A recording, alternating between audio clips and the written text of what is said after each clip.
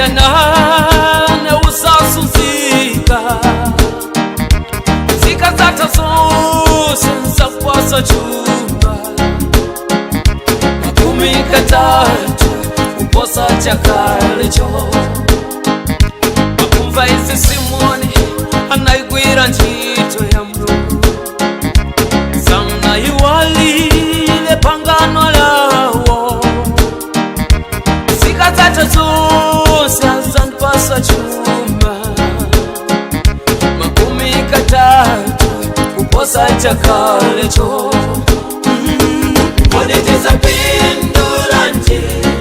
pakuyenda ndimu Tiza pinduranje chikadali ndimoyo ndaiwona ilipo mpaso yatu ndaiwona ilipo mpoto ifetiza pinduranje pakuyenda ndimu Tiza pinduranje chikadali ndimoyo ndaiwona ilipo mpaso yatu sanga hati siye chocho Mungu hakutiwona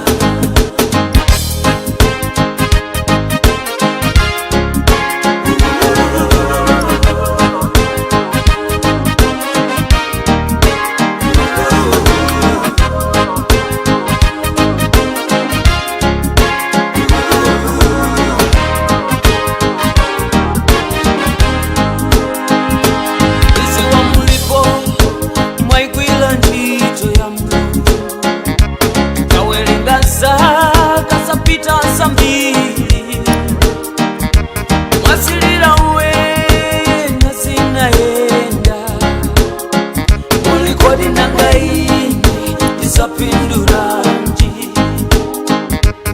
iri nako kantu woti ndinene Mungu akuona siku ndi siku sote munasumzika hana lemba itabe nsokolo pindulilipo isankomedwa echonde ichuma cha nziko izafika ntawe moyo uzachoka wamwahindiwe lero kuyenda ndi Mungu